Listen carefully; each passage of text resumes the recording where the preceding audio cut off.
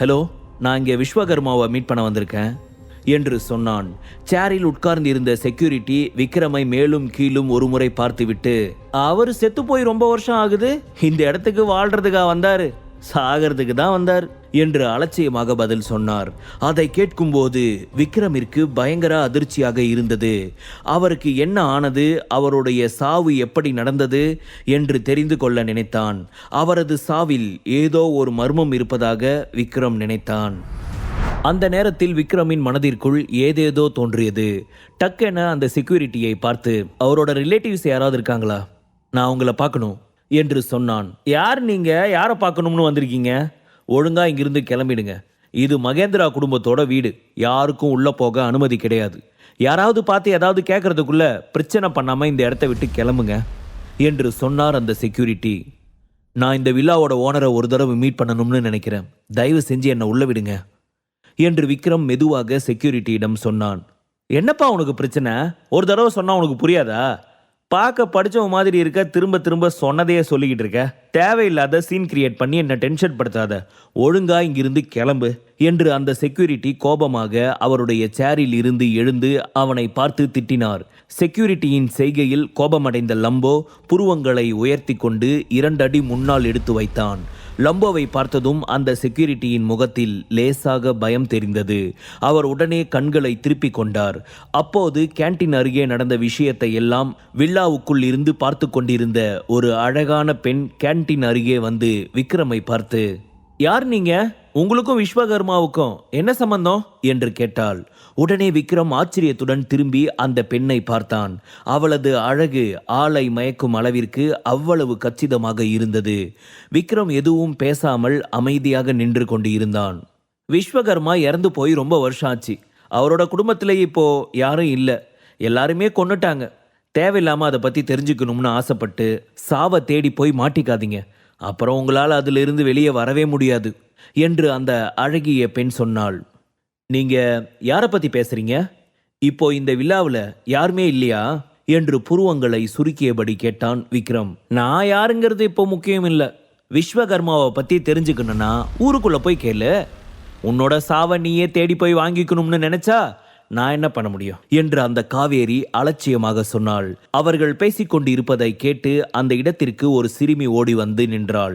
அவள் லேசாக சிரித்தபடி விக்ரமை பார்த்து, அண்ணா நீங்க என் அப்பாவை தேடுறீங்களா என்று அந்த சிறுமி கேட்டாள். விக்ரம் அவளை எதிர்பார்ப்புடன் பார்த்தான். களைந்த தலைமுடியுடன் கிழிந்த ஃப்ராக் அணிந்து பார்க்கவே அந்த சிறுமி பரிதாபமாக இருந்தாள். சிறிது நேரம் சிறுமியை விஸ்வகர்மாவுடன் ஒப்பிட்டு பார்த்த விக்ரம், நீதான் விஸ்வகர்மாவோட மகளா என்று சந்தேகத்துடன் கேட்டான். ஆமா அண்ணா, என்னோட பேரு ஸ்ரேயா, நீங்க தேடுற விஸ்வகர்மா என்னோட அப்பா தான் என்று சோகமான முகத்துடன் சொன்னாள் ஸ்ரேயா. உடனே காவேரி அவள் தலைமுடியை பிடித்து கொண்டு, வாய மூடு, நான் உங்ககிட்ட எத்தனை தடவை சொல்லியிருக்கேன், இப்படி யார் வந்தாலும் வெளியே ஓடி வந்து பேசக்கூடாதுன்னு என்று சொல்லி அவளை பிடித்து உள்ளே இழுத்து கொண்டு சென்றாள் காவேரி. ஸ்ரேயா பின்னால் திரும்பி விக்ரமை பார்த்து வழியில் அழுதபடி அங்கிருந்து உள்ளே இழுத்து செல்லப்பட்டாள். உன் அப்பாவை பத்தி கேட்டு யார் வந்தாலும் அவங்க சாப தேடி தான் வந்திருக்காங்க, உனக்கு எதுக்கு அவங்க கிட்டலாம் பேச்சு என்று கோபமாக கத்தினாள் காவேரி. ஸ்ரேயா வழியால் கதறி அழுதாள். அந்த உரத்த சத்தத்தில் விக்ரம் கண்களை மூடி யோசித்தான்.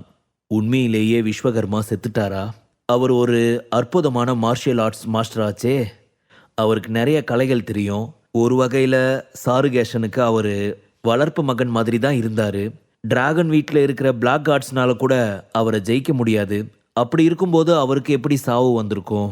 டிராகன் ஹவுஸ் தலைவர் யாருங்கிற போட்டியில் அவரை யாராவது கொன்னுட்டாங்களா, இல்லை துரோகத்தால் ஏதாச்சும் தப்பு நடந்துருச்சா? அவர் தன்னோட சின்ன மகளை விட்டுட்டு எதிரிகள் கையில் சிக்கினது எப்படி? இதெல்லாம் நினைக்கும் போது எங்கேயோ தப்பு நடந்திருக்கிறதா தோணுதே.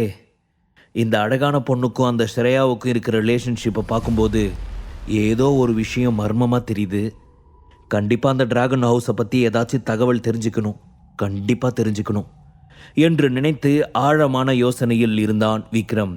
விக்ரமின் எதிர்பார்ப்புகளை லம்போ சுலபமாக புரிந்து கொண்டான். அவன் எதிர்பார்ப்பதைப் போலவே லம்போ செக்யூரிட்டியின் வாயை உடைத்து அவனை மயக்கமடைய செய்து அவனிடம் இருந்து சாவியை பிடுங்கி வில்லாவின் கேட்டை திறந்தான். 2 பேரும் மெதுவாக உள்ளே நுழைந்தார்கள். அந்த வில்லாவின் தோட்டத்தில் சில நடுத்தர வயது பெண்களும் ஆண்களும் நின்று கொண்டு இருந்தார்கள்.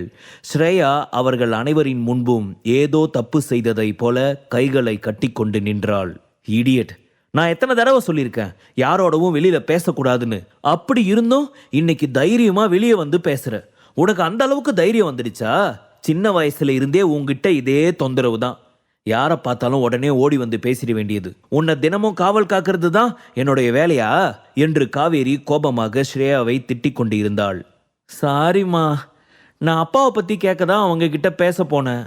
இனிமே அப்படி போக மாட்டேம்மா, சாரிம்மா என்று ஸ்ரேயா தயங்கிக் கொண்டே மெதுவாக சொன்னாள்.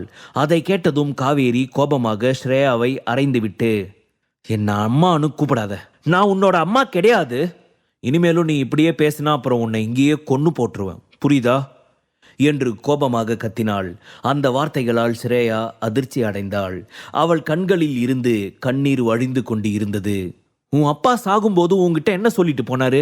எங்களை இப்படி போட்டு கொல்றியே, உண்மையை சொல்லு, உன் அப்பா உனக்கு என்ன கொடுத்தாரு என்று வெறுப்புடன் ஸ்ரேயாவை பார்த்து கேட்டாள் காவேரி. உண்மையிலேயே நீ எதையோ என்கிட்ட இருந்து மறைக்கிற ஸ்ரேயா. இத்தனை நாளா நான் கேட்டும் அதை பத்தி நீ கொஞ்சம் கூட வாய் திறக்க மாட்டேங்கிற. என்னை பத்தி என்ன நினைச்சிட்டு இருக்க என்று இன்னமும் அதிகமான கோவத்துடன் கத்தினாள் காவேரி. ஸ்ரேயா எதுவும் பேசாமல் தலையை குனிந்தபடி அழுது கொண்டு இருந்தாள். பல்லை கடித்தபடி அழுகையை நிறுத்த முயன்றாள்.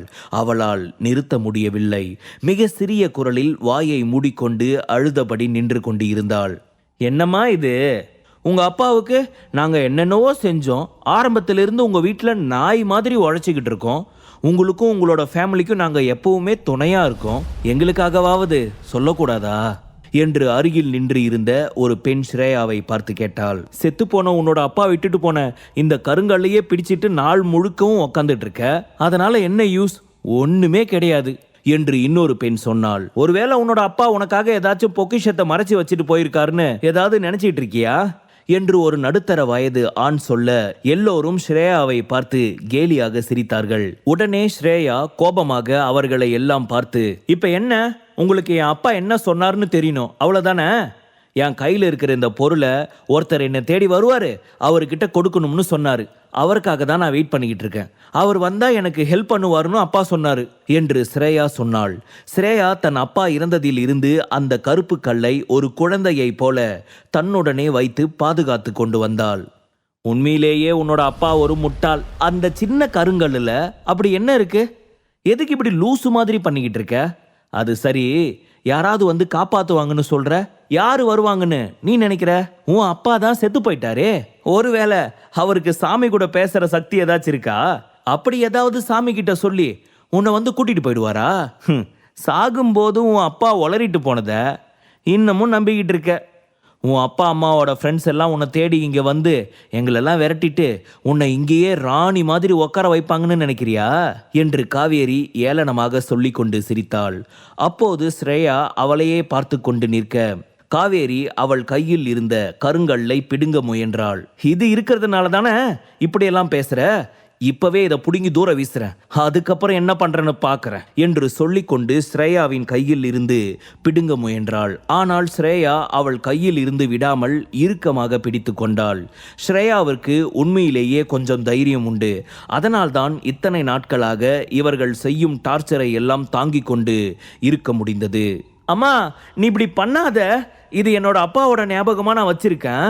அப்பா எனக்காக சொல்லிட்டு போனதை நான் பண்ணியே ஆகணும் என்று ஸ்ரேயா அந்த கல்லை காவேரியிடம் கொடுக்காமல் கைக்குள் இறுக்கமாக பிடித்து கொண்டாள். காவேரி சத்தமாக சிரித்து கொண்டே அவள் கையை விட்டபடி, இந்த உடஞ்சு போன கல்லை வச்சுக்கிட்டு நான் என்ன பண்ண போறேன்?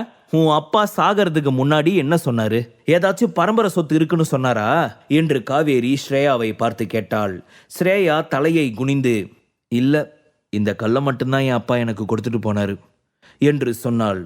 உண்மையாவே உன்னோட அப்பா ஒரு வேஸ்ட் ஃபெல்லோ. அவர் உயிரோடு இருக்கும்போது எந்த பிரயோஜனமும் இல்லை, செத்ததுக்கு அப்புறமும் எந்த பிரயோஜனமும் இல்லை. ₹1 கூட மிச்சம் வைக்காம போய் சேர்ந்துட்டான். இப்படி உன் அப்பா வாழ்றதுக்கு செத்து போனது எவ்வளவோ மேல் என்று காவேரி சொன்னாள். காவேரிக்கு இன்னமும் நம்பிக்கை வரவில்லை. விஸ்வகர்மா உயிருடன் இருக்கும்போது மிகவும் நல்ல மனிதராக இருந்தார். அவர் எவ்வளவு பெரிய பணக்காரராக இருந்தாலும் எல்லோரிடமும் சாதாரணமாகத்தான் நடந்து கொண்டார். ஆனால் விசித்திரமாக அவர் இறப்பதற்கு முன்னால் வில்லாவை விட்டு வெளியே சென்று விட்டார். அவருடைய கோவிலை கூட விட்டுவிட்டார். உண்மையில் அவருக்கு என்ன ஆனது, எதற்காக இப்படியெல்லாம் செய்தார் என்று ஒன்றும் விளங்கவில்லை. காவேரி சொத்துக்கும் பணத்துக்கும் ஆசைப்பட்டு விஸ்வகர்மாவை திருமணம் செய்து கொண்டாள். ஆனால் அதனால் எந்த யூஸும் இல்லாமல் போனது. சில நாட்களிலேயே மகள் ஸ்ரேயாவிற்கு அம்மாவாகவும் இருக்க சொல்லி சென்று விட்டார். அவர் மீது இருந்த கோவத்தை எல்லாம் ஸ்ரேயாவின் மீது அடிக்கடி காட்டி சித்திரவதை செய்து கொண்டு இருந்தாள் காவேரி. காவேரியின் பேச்சில் கோபமடைந்த ஸ்ரேயா, என் அப்பா ஒன்றும் வேஸ்ட் கிடையாது, இனிமே அவரை பத்தி தப்பா பேசின நான் சும்மா இருக்க மாட்டேன் என்று பிடிவாதமாக கத்தினாள். எவ்வளவு தைரியம் இருந்தா என்னையே எதிர்த்து பேசுவ என்று கோபமாக கத்திய காவேரி ஸ்ரேயாவை அடிப்பதற்காக கையை ஓங்கினாள். அப்போது பின்னால் இருந்து நிறுத்து என்று பயங்கரமான குரல் கேட்டது. அதிர்ச்சி அடைந்த காவேரி டக்கென பின்னால் திரும்பி பார்த்தாள். மற்ற ஆட்களும் ஸ்ரேயாவும் பின்னால் திரும்பி பார்க்க அங்கே விக்ரமும் லம்போவும் கோபமாக நின்று கொண்டு இருந்தார்கள். அவர்கள் அங்கே நின்று கொண்டிருப்பதை யாரும் எதிர்பார்க்கவில்லை. காவேரி பயத்தில் அவர்களையே உறைந்து நின்றபடி பார்த்து கொண்டு இருந்தாள். விக்ரம் லம்போவை பார்த்து, லம்போ, ஸ்ரேயாவை அவங்க கிட்ட இருந்து ஒரு ஓரமா கூட்டிட்டு போ என்று சொல்ல லம்போ ஸ்ரேயாவின் அருகில் வந்து அவள் கையை பிடித்து கொண்டு ஓரமாக அழைத்து சென்றாள். நீ நீ நீ எப்படி உள்ள வந்த? என்னோட வீட்டுக்குள்ள வர்றதுக்கு உனக்கு எவ்வளவு தைரியம் இருக்கும்? செக்யூரிட்டி, செக்யூரிட்டி என்று கத்தினாள் காவேரி. வாயை மூடு, இன்னொரு வார்த்தை உங்க வாயிலிருந்து வந்துச்சு ஒருத்தரும் உயிரோட போக மாட்டீங்க என்று சொல்லி அவன் இடுப்பில் இருந்த துப்பாக்கியை எடுத்து அவர்கள் முன்னால் நீட்டினான் விக்ரம். விஸ்வகர்மாவோட மகளை அடிக்க உனக்கு எவ்வளவு தைரியம் இருக்கும்? அதுவும் சின்ன பொண்ணுன்னு கூட பார்க்காம இப்படி கொடுமைப்படுத்துற, நீ எல்லாம் ஒரு பொண்ணா என்று விக்ரம் கோபமாக கத்தினான். அழகு இருக்கும் இடத்தில் எப்போதும் ஆபத்து சேர்ந்தே இருக்கும் என்பதை விக்ரம் இன்று புரிந்து கொண்டான். அதெல்லாம் உனக்கு எதுக்கு? என்னோட ஃபேமிலியை பத்தி நான் உங்ககிட்ட சொல்ல தேவையில்லை. ஒழுங்கா இங்கிருந்து வெளியே போ. வெளியாட்களுக்கு இங்க இடம் இல்லை. ஸ்ரேயா என்னோட புருஷனோட பொண்ணு. என்னோட புருஷனோட பொண்ணுனா எனக்கும் அவ மகதான். நான் அவளை என்ன வேணும்னாலும் பண்ணுவேன். எனக்கு அந்த உரிமை இருக்கு. அதை கேள்வி கேட்க நீ யாரு என்று கோபமாக கேட்டாள் காவேரி. இல்ல, நான் அவங்களோட பொண்ணு கிடையாது. என்னோட அம்மா பேரு சாவித்ரி. நீ எனக்கு அம்மா கிடையாது என்று காவேரியின் வார்த்தைகளை பொருட்படுத்தாமல் கோபமாக கத்தினாள் ஸ்ரேயா.